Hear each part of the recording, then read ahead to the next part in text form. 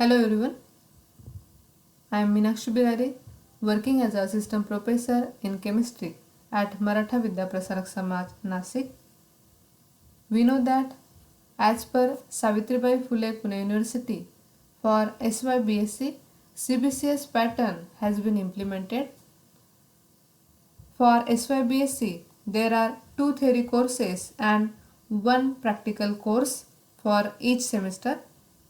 Out of these 2 theory courses, paper 1 is physical and analytical chemistry, paper 2 is organic and inorganic chemistry, and each paper have 2 sections. So today I am going to start the section 2nd, that is analytical chemistry, and the first chapter, that is conductometry. Through this video lecture, I would like to explain the principle of conductometry, and also we will study the basic concepts of conductometry. In this chapter, we will study the various topics like introduction, electrolytic conductance, resistance, Ohm's law, cell constant, specific and equivalent conductance, molar conductance, definitions of each term and the relationship with each other, then variation of equivalent and specific conductance with concentrations. We will study the conductivity cell, conductivity meter, Wheatstone bridge, determination of cell constant, also conductometric titrations, that may be strong acid, strong base, strong acid, weak acid, strong base, and the numericals related to conductometry. We will study all these topics one by one. Let us move towards today's lecture. First of all, the different terms related to conductometry. What is electrolyte? So, any substance that produce ions when dissolved in a solvent, usually solvent may be water, it is an electrolyte. So, that substance produces ions when dissolved in a solvent is an electrolyte. It is the electrically conductive solution that must be present for corrosion to occur. So, substances can be classified as electrolytes and non-electrolytes on the basis of the ability of their aqueous solution to conduct electricity. And what is electrolyte? That substance which produces ions when dissolved in a solvent. It is electrically conductive solution that must be present for corrosion to occur. So there are the different types of electrolyte: strong electrolyte, weak electrolyte, and non-electrolyte. Substances which can be classified as electrolytes and non-electrolytes on the basis of ability of their aqueous solution to conduct electricity. The electrolytes are the substances whose aqueous solutions conduct electricity. The electrolyte also conduct electricity when fused, and the non-electrolytes are the substances whose aqueous solutions do not conduct electricity. According to Arrhenius, an electrolyte, suppose AB, when dissolved in water or when fused, dissociates partially to give ions, that are cations, positively charged ions, and anions, that is negatively charged ions. For example, the electrolyte AB dissociate partially as AB, which gives A plus plus B minus. That means there are the formation of cation and anions. An equilibrium exists between the dissociated and undissociated fractions of the electrolyte. The total positive charge in the solution is balanced by the total negative charge due to anions, and the solution therefore is electrically neutral. Under the influence of applied electric field, the ions move towards the oppositely charged electrodes, and this movement give rise to conductivity to the solution. So the electrolytes are further classified as strong electrolytes, weak electrolytes, also non-electrolytes, depending upon the extent to which they dissociate in dilute solution. So let us see first of all strong electrolytes. Strong electrolytes that are highly ionized in the solution at all concentration. These are the examples of strong electrolytes: HCl, H2SO4, NaOH, KOH, etc. We know HCl on dissociation gives H plus and Cl minus. Like that, there is the formation of cation and also anion. Then weak electrolytes. Weak electrolytes are only feebly ionized in the solution. These are the examples: H2CO3, CH3COOH, acetic acid, NH4OH, ammonium hydroxide, etc. So, strong electrolytes are substances that only exist as ions in solution. They completely dissociate to their ions when dissolved in solution. Ionic compounds are typically strong electrolytes. Strong acids, strong bases and salts are also strong electrolytes. So, a strong electrolyte dissociates almost completely in dilute solution. They also conduct the electricity when molten or in aqueous solution. Examples: hydrochloric acid HCl, sodium chloride NaCl, etc. Strong electrolyte dissociates almost completely in dilute solution. So HCl plus water which gives the formation of H3O plus Cl minus hydronium ion, and this one is the Cl minus negatively charged ion. NaCl plus water gives the formation of Na plus and Cl minus. Strong electrolytes are substances that only exist as ions in solution, and we should remember they completely dissociate to their ions when dissolved in solution. Then weak electrolytes. A weak electrolyte only partially dissociates in solution and produces relatively few ions. For example, polar covalent compounds. These are typically weak electrolytes. Weak acids and weak bases are weak electrolytes. So on the other hand, a weak electrolyte dissociates partially in such a solution. In dilute solution, they dissociates partially. Strong electrolytes dissociates completely in dilute solutions, whereas a weak electrolyte only partially dissociates in solution. Weak electrolytes conduct electricity weakly as compared to strong electrolytes. Example: acetic acid, ammonia. So that is the dissociation of acetic acid. CH3COOH plus H2O give the formation of CH3COO minus plus H plus. Second one, dissociation of ammonia in presence of solvent water. NH3 plus H2O gives formation of NH4 plus plus OH minus.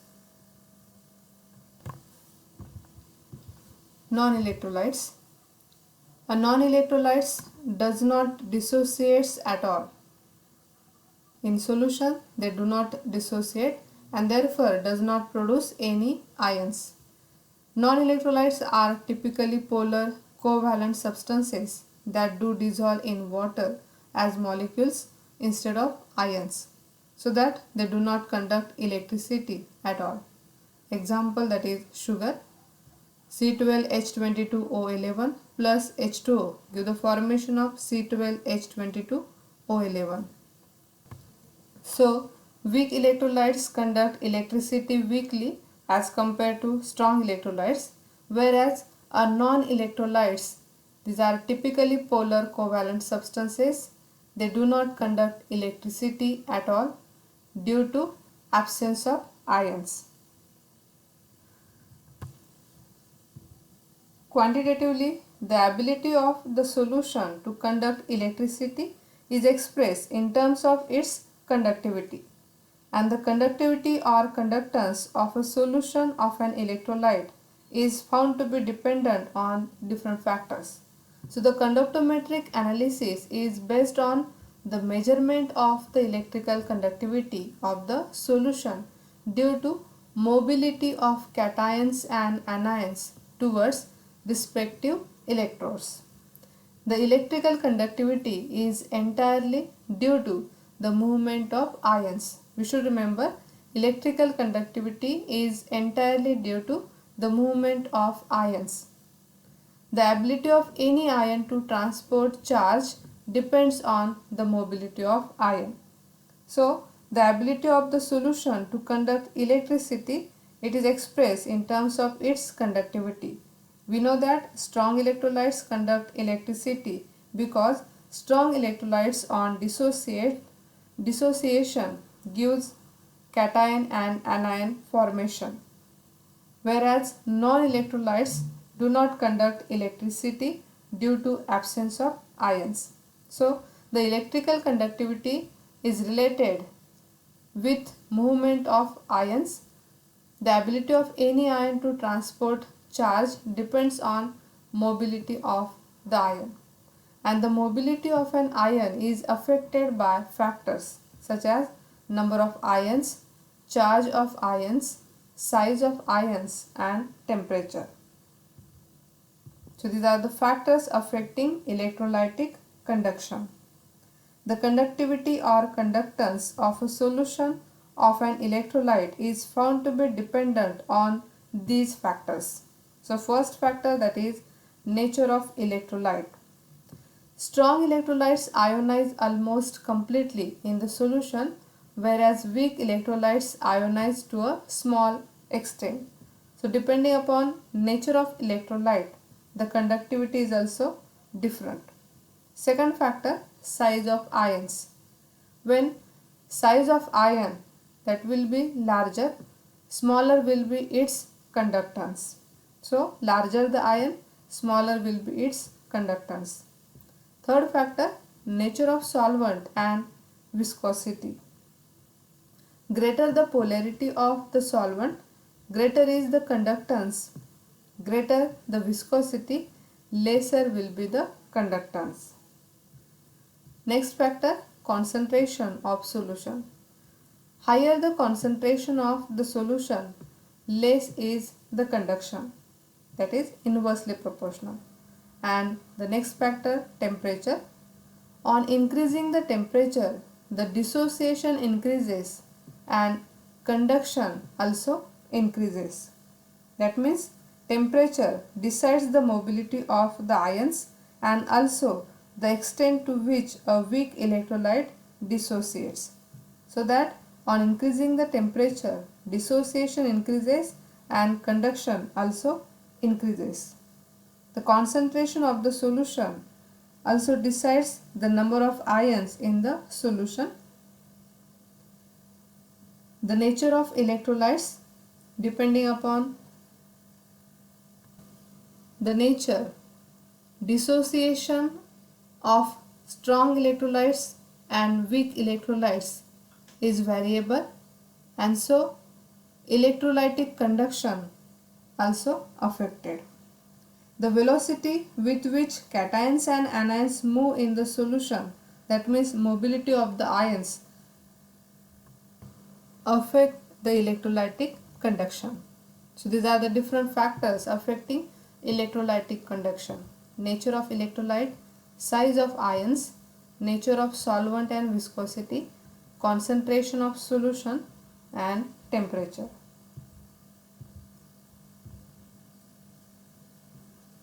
So electrolytic conductance occur when a voltage is applied to the electrode dipped into an electrolyte solution, or ions of the electrolyte move and electric current flows through the electrolytic solution. An equilibrium exists between the dissociated and undissociated fractions of the electrolyte. The total positive charge in the solution which is due to cation, is balanced by the total negative charge. The solution is therefore electrically neutral. Under the influence of applied electric field, the ions move towards the oppositely charged electrodes, and this movement gives rise to conductivity to the solution. This power of the electrolyte to conduct electricity is known as conductance or conductivity. Electrolytic solution also obey Ohm's law just like metallic conductor. Now what is Ohm's law? Let us see Ohm's law. It states that the current flowing through a conductor is directly proportional to the potential difference across it. For any metallic or electrolytic conductor, the strength of the electric current flowing through a conductor, the resistance of the conductor, and the potential across the conductor are related to each other by the relation. So, according to Ohm's law, the current flowing through a conductor is directly proportional to the potential difference across it. So, this relation is called as Ohm's law. I is directly proportional to V, or V upon I is equal to constant. That constant, it will be R. So that V upon I is equal to R. According to this law, the strength of current flowing, that is I, through a conductor is directly proportional to the potential difference, that may be V or E, applied across the conductor, and inversely proportional to the resistance of the conductor, which is represented by R. So this relation is called as Ohm's law. I is equal to E upon R, or V upon I is equal to R. So it is also represented V is equal to I into R, or E is equal to I into R, where V is applied potential, I, that is current measured in ampere, R, solution resistance, ohm, between the two electrodes. So according to Ohm's law, the strength of current flowing through a conductor is directly proportional to the potential difference E or V applied across the conductor, and inversely proportional to the resistance of the conductor. So that is given by this relation, I is directly proportional to V or E, or that is V is equal to IR. V, that is applied potential, I, current measured, R, solution resistance. Now what is the principle involved in conductometry?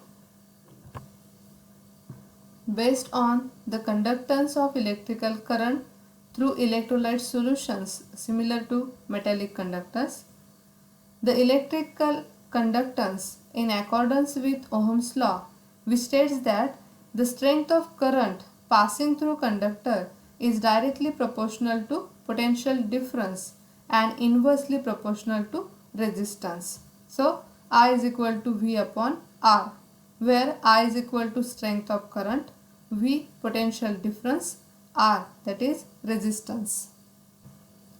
So the electrical current through the electrolyte solution, it is also similar to that of metallic conductors, and the conductance of a solution of an electrolyte is found to be dependent on different factors, that may be nature of electrolyte, concentration of the solution, the velocity, and also viscosity, temperature, which decides the mobility of the ions, and also the extent to which the dissociation of electrolytes occur.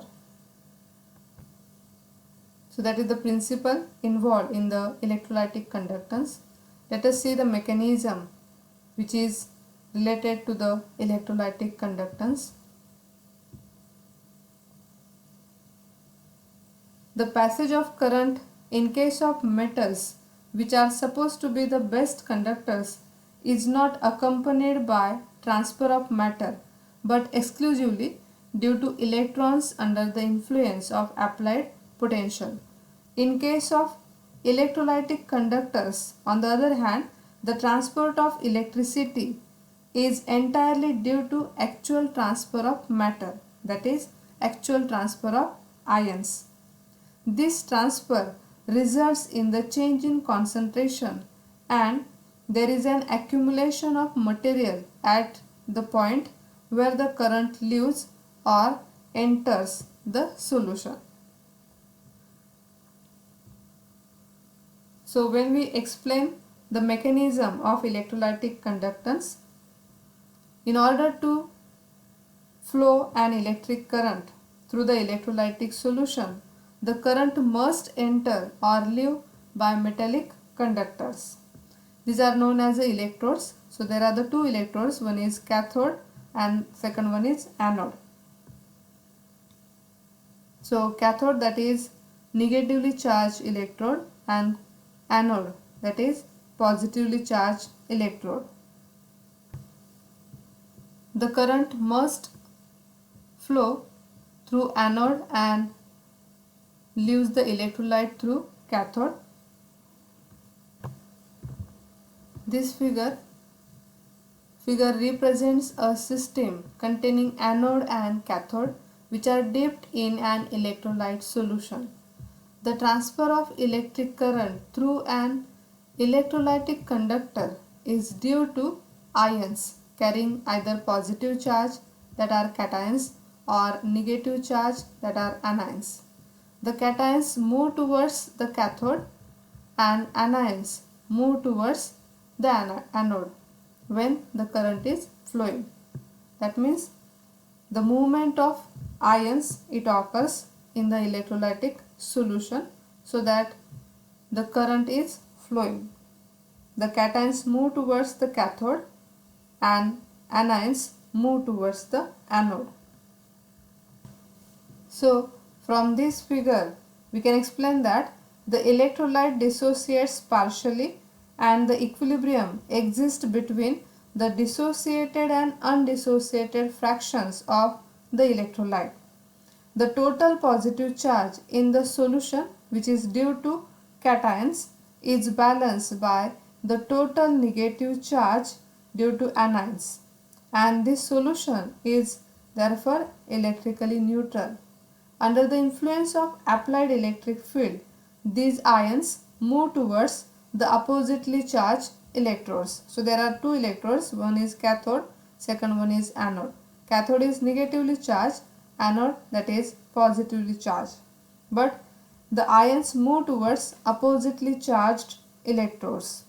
That means the cations move towards the cathode and anions move towards anode. That means here we observe these negatively charged ions move towards anode, positively charged ions, these are cations, move towards cathode.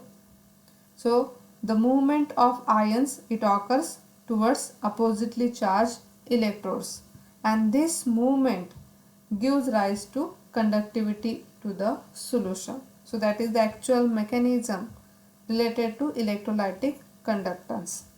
In order for an electric current to flow through electrolytic solution, the current must enter or leave by metallic conductors. These are known as electrodes, the cathode and also anode. And this current enters the electrolyte through anode and leaves the electrolyte through the cathode. So in today's lecture we have studied the introduction and also the principle involved in conductometry. In next lecture we will study some basic definitions and also relationship of different terms included in conductometry. Thank you.